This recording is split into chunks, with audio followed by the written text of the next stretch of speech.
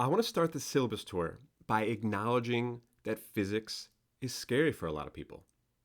And I know this because every time I sit down in an airplane and the person next to me asks, "What do you do for a living?" I say, "I teach physics to college students," and they always have the same reaction. And I bet you can guess what that reaction is. It goes something like this, like, "Oh man, physics was my worst subject. Why would you ever teach that? Are you just trying to torture people?"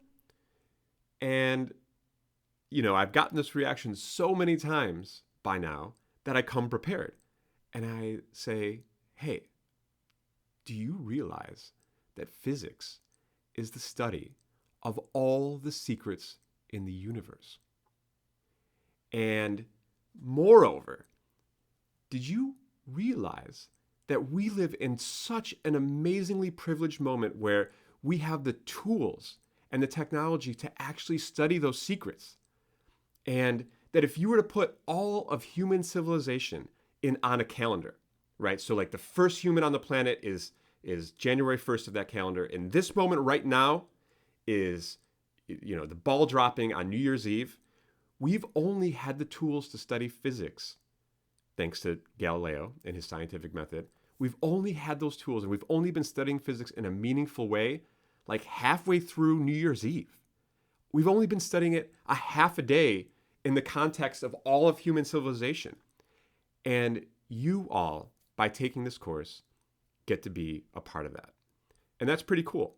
And not only that, but I've actually gone through a lot of hard work to make this specifically relevant for you. Most of you taking this course are life science majors.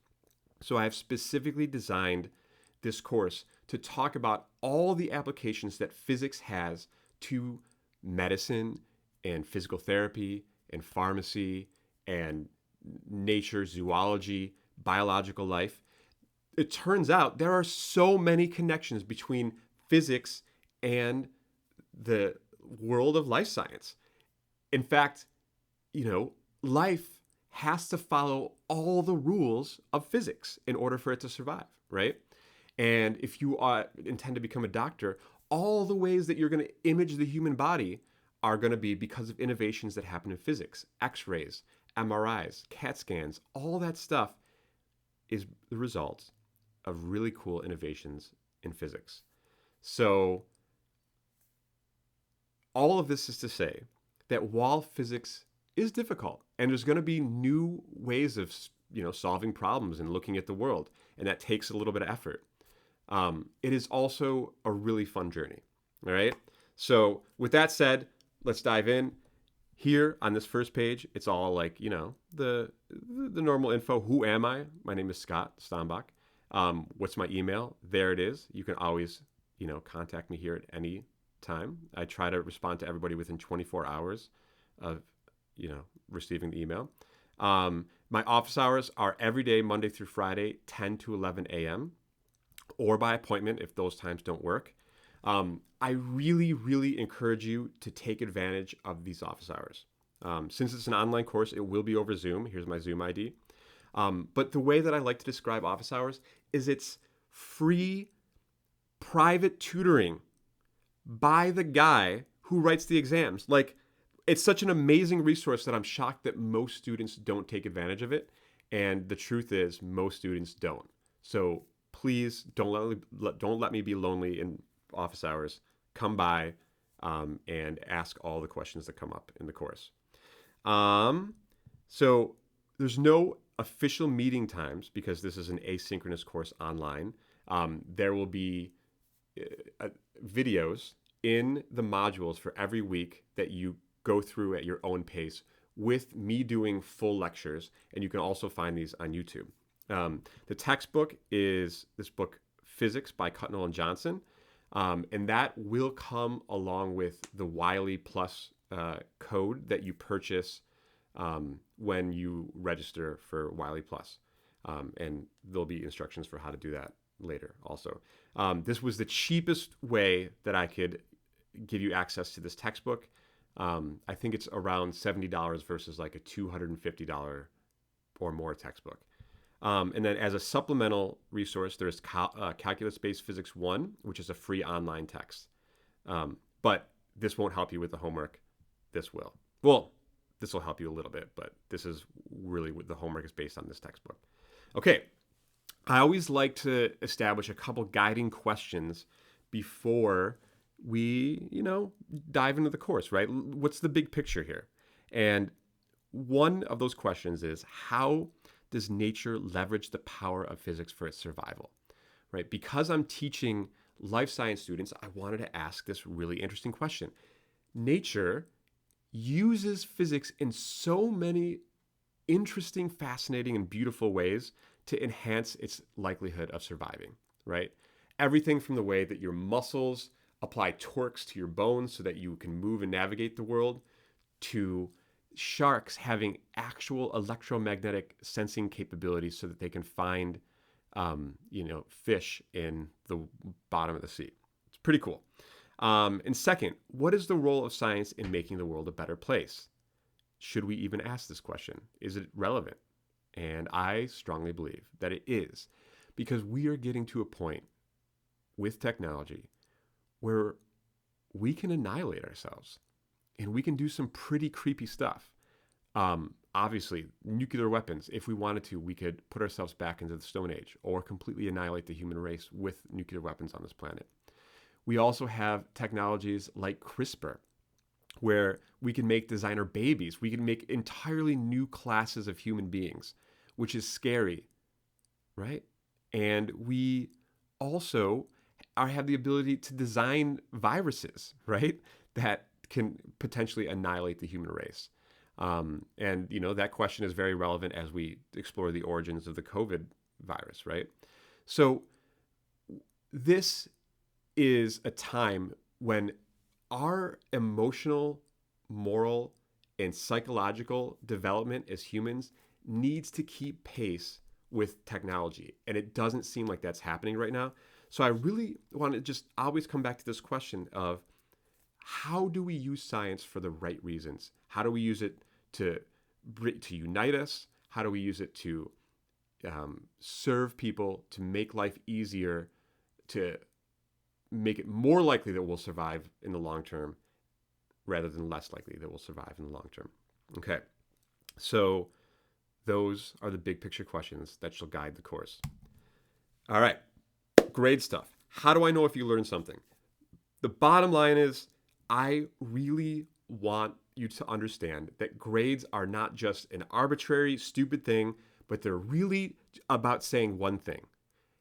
Do I feel, as your professor, that you've learned enough of this subject so that I feel that you're free to move on with your degree and have a conceptual grasp of the stuff that you were supposed to learn in physics, the stuff that many people have decided are helpful and useful in your future careers. That's why you're taking this course, right? So it's not just a scary number. It's really just an assessment of, do you understand this well enough for me to put my stamp and say, you deserve to go on and keep finishing your degree, all right? And I understand that is a lot of power. So I take that seriously, and I think that that's kind of like a sacred thing. So I also want to acknowledge that I understand that there's many different ways that people learn, okay? There's many different ways that people are smart, and I list a few of these here. First, there's linguistic, which is word smarts. There's visual spatial, which is picture smart. There's kinesthetics, which is body smart. There's interpersonal, which is people smart. There's intrapersonal, which is self smart. Then there's also like musical smarts. And there's also natural world smarts, which is how well do you have an intuition for nature, all right? And I think all of these kind of teaching styles are important. So I do my best where I can to embed those into the course, okay? And I'm a little bit limited in the sense that this is an online course, but, one of the ways that these are embedded is through labs and projects, okay? You will actually have some amount of project-based learning in this course. We will be doing a cool project where remotely you will be creating and designing your own rocket that will launch, and it's really cool. And the goal is to have an exhibition where we all launch together on Fiesta Island at the end of the year. So labs and projects will be about 30% of your grade. There's also homework, which is really the nuts and bolts practice. If there's something that I boil down success in physics to, it's really problems, problems, problems. The more you do it, the more your mind begins to think like a physicist. So do as many as you can get your hands on. Um, the homework problems and additional problems that you find in the book. Do them until you start dreaming of physics. Every week, there's going to be a problem set assigned with about 15 questions, and it's designed to take 2, maybe a little bit more hours to complete. Each week's assignment will be due on Sunday at midnight, but please don't procrastinate. Doing a little work each day is far more helpful to internalize physics than cramming it into one day. And then it also allows you to have questions for office hours so that you can ask me about it. Okay? You're going to have 3 exams in the course, and those together make up 30% of your grade. So each exam is about 10% of your grade. I do my best to make these like MCAT or DAT questions so that you can practice those, because I know a lot of you are going to be pre-med and pre-dental. And then there will be a cumulative final exam. And all these exams are going to have both conceptual and numerical questions. So the grade breakdown is I design these exams so that, if you get 90 to 100% of it, that's A-level understanding. If you get 80 to 89.99%, that's B-level understanding. If you get 70 to 79.99%, that's C, et cetera, et cetera. Okay? So classic kind of grade breakdown. And just know that I design the level of difficulty of the exam to kind of go with that breakdown. All right. Now, that's like the more traditional stuff. Here's the more interesting stuff. There's 3 kind of enriching, interesting opportunities in the course because, again, I think education should be much more about balance. We as teachers are just so good at throwing all this content,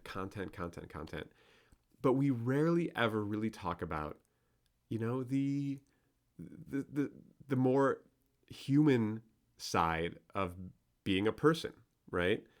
What does it mean that while you're getting your education and you're doing all this stressful stuff, that you take care of yourself? How do you take care of yourself? How do our minds work? How do our minds work such that we are happy people? Because at the end of the day, what is all this about? Why are you going to college? Why are you getting an education? At the end of the day, you're doing it so that your needs are met as a human. You can pay for your basic needs, your housing, your life, and have some money extra for play. And you're doing it so that you will be happy, right? This is all geared towards living a good life. And yet so rarely do we actually teach students how to live a good life. So one of these opportunities is a course. It's on Coursera, and here's a link to it. It's called The Science of Well-Being. And so as students, professionals, and human beings, I believe it is so important that we take care of our hearts and minds. So I'm offering the opportunity to drop the lowest exam score, huge help, for any student who completes the online Coursera course, The Science of Well-Being, taught by Lori Santos. Now, if you go to this website and you look at the ratings, it's through the roof. She's an amazing instructor with really, really great ratings. And I've done this before with students, and they've all found it to be very helpful. So anyone can sign up for the free version. It's free.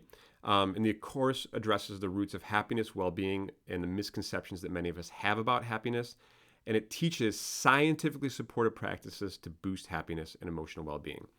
If you're interested in doing this, you need to let me know in the first 2 weeks of the course, because I want you to be working on it the entire course, because it is a full course.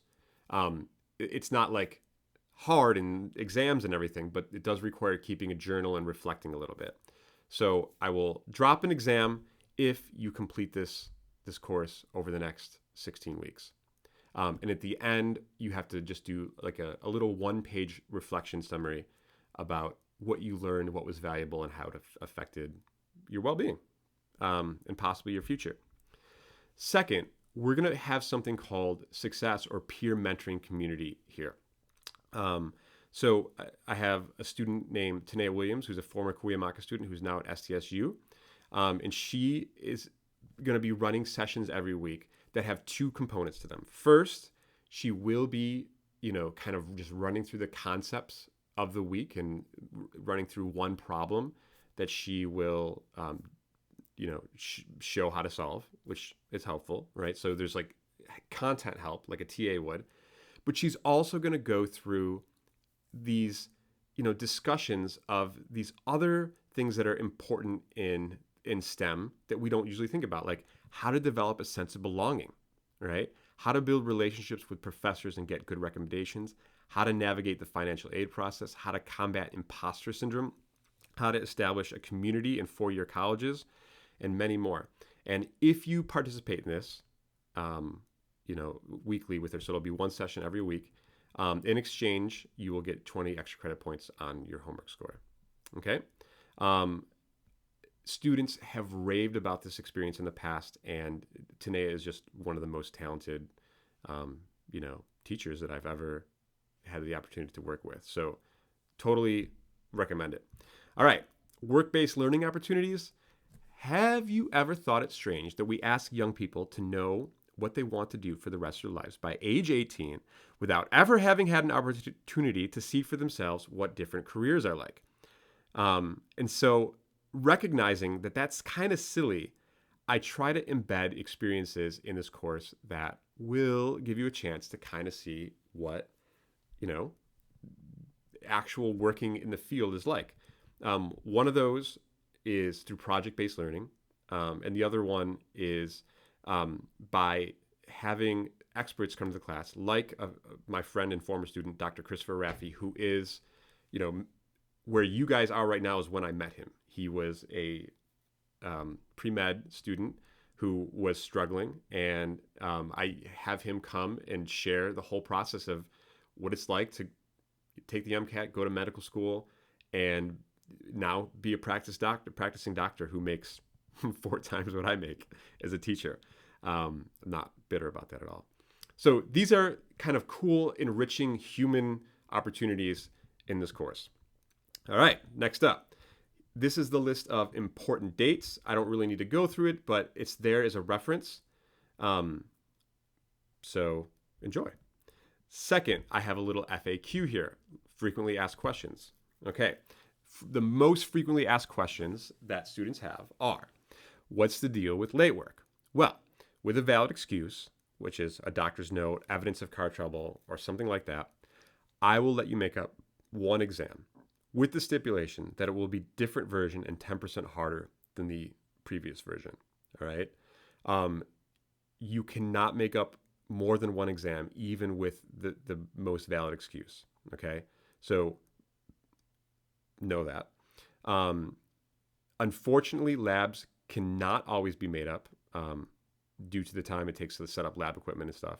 That's not so much relevant for an online course, but just know that one lab can be made up or replaced with a 1,000-word paper on a legendary physics experiment.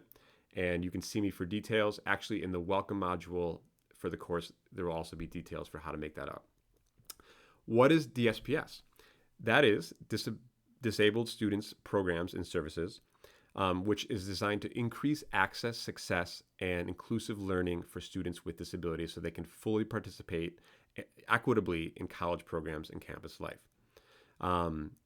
Here I have where it's located on campus. And if you have any questions or would like to share or discuss accommodations with me, please email me or meet me on Zoom, either way. Okay? Students love to ask the question, what if I am 0.01% away from an A? Then you get a B. I know that sounds harsh, but lines have to be drawn somewhere. And, I've spent way more hours than I would want to admit having to argue with students about not quite getting the grade they want, but having to hold strong because, that's what you got. Honestly, I wish there was a better system, but this is the system that we live in right now.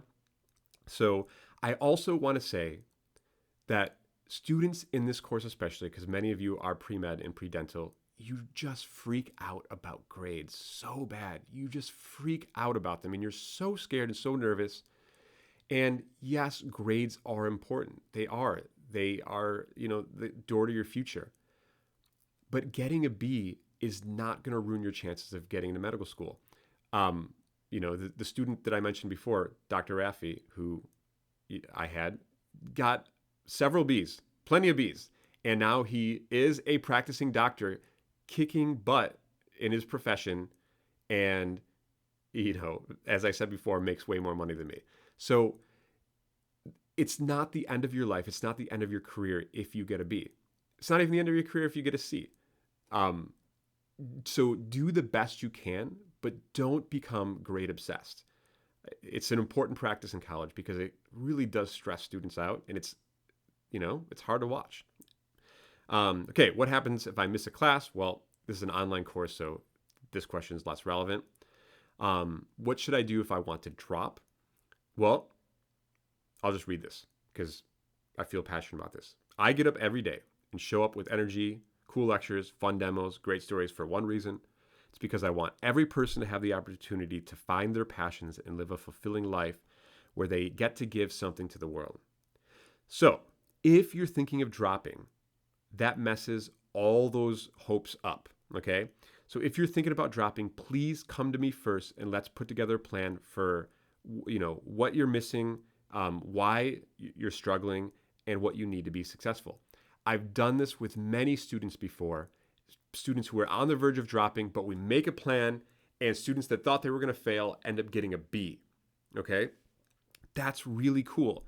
Also, I get to know you guys pretty well, and I get kind of attached, and it's really sad if I, dropping a class is like a version of ghosting, right? I just suddenly get ghosted. I see that your name's not in the roster anymore, and that's a bummer. So please talk to me first if you're thinking about dropping, and we'll figure something out, okay? All right. The next question is, why am I here? And by I mean you. Why are you here? One of the most memorable things a teacher ever told me was this: we only get one shot at this. She meant life, and she was right. My hope is that this class helps prepare you for a fulfilling career and also changes the way you look at the universe. Like every experience in life, you should make this class meaningful. If you do, I can guarantee it will add value to your life. All right. Think about that. Next page. Integrity. Probably the most important page in this syllabus. All right. And so I'm going to ask you to get kind of serious, get kind of solemn, and hear me out on this page. First, I want to define integrity. Integrity is the practice of being honest and upholding strong ethical principles and values. Okay? All right. The most important asset that you will ever have in your life, and I mean this, is your integrity. You can be incredibly smart. You can work incredibly hard. You can have all the best connections, but if the people you work with cannot trust your word, then everything else will fall apart. And I've seen it happen to people. But if people can trust your word, then you have the foundation for a wonderful career and life. So for these reasons, I take academic honesty very, very seriously. All right? Very seriously. Here are just some of the reasons why it's so important to me. All right, 1, many of you will have people's lives in your hands. This requires a sacred trust that you have had the education that you say you do. The people who depend on you deserve to know that you earned your degree and that you have the required knowledge to practice what you're practicing. Okay? So if you ever submit work that's not entirely yours, or that you were assisted with in a way that isn't representing your actual understanding, aka if you cheat, right, then you are violating that trust that I have in you and that the people in the future who will have their lives in your hands, especially if you become a doctor, you're violating that sacred trust, okay? That is really, really, really important to me. people who are operating on people or saving people's lives deserve to know that you have the skills to do it. All right. Even the skills that you get out of a physics course back in your 2-year college. 2, cheating affects your classmates, especially the ones who work honestly. I've seen too many tears, and honestly, students in tears crying their eyes out because they watch someone cheat and get an A while they work incredibly hard for a C without cheating. It's not fair. Okay. 3, cheating devalues the Cuyamaca diploma and makes it harder for everyone to transfer. That's because if a school gets a reputation for academic dishonesty, then 4-year colleges are less likely to accept you. All right. And 4, finally, cheating is the easiest way to sabotage your own goals and dreams.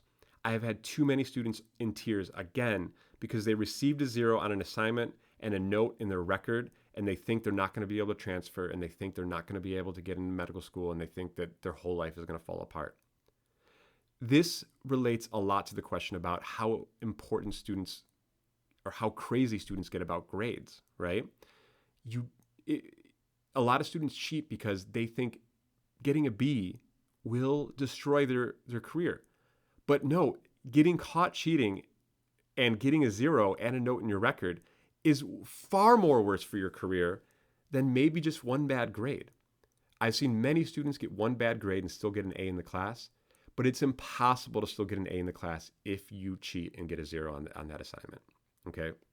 So please think about that seriously.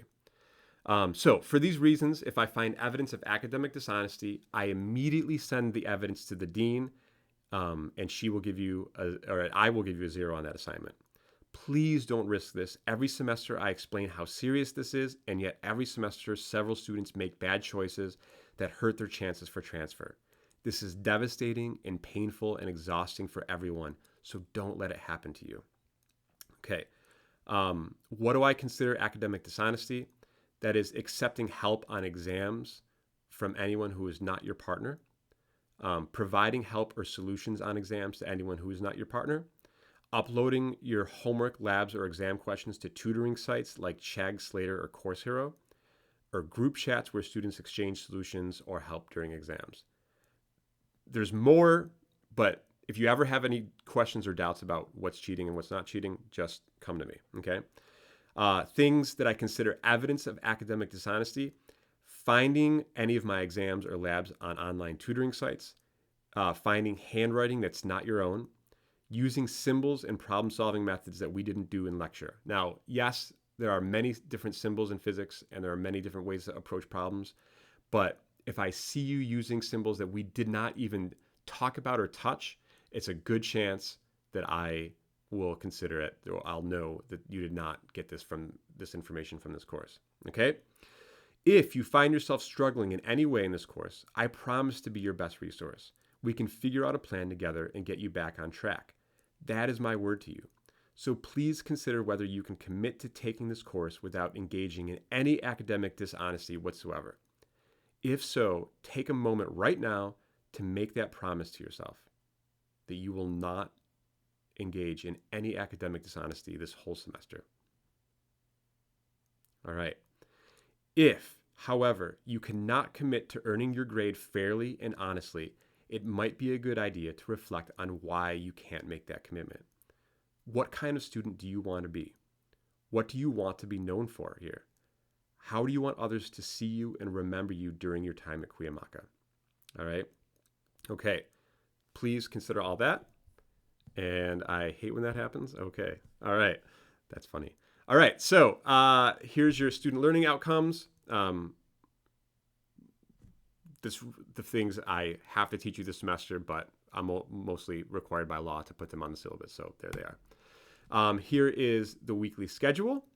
Everything is all laid out when you'll have exams. Notice that's going to be week 5, week 10, and week 14, and what you'll be learning every week. And here I have a top 10 list for how to be successful in physics. All right. Please read through these. It is helpful. And I just want to end this with one final message from Ron Swanson. I'd wish you the best of luck, but I believe luck is a concept created by the weak to explain their failures. It's a little nod to anyone who is a Parks and Rec fan. All right. I am very excited for this semester. I consider it a privilege to be able to teach you and to have this role in your life. I enjoy getting to know you. So please, please, please reach out. Okay. And yeah, best of luck to everyone. Let's have a really great semester. Thank you.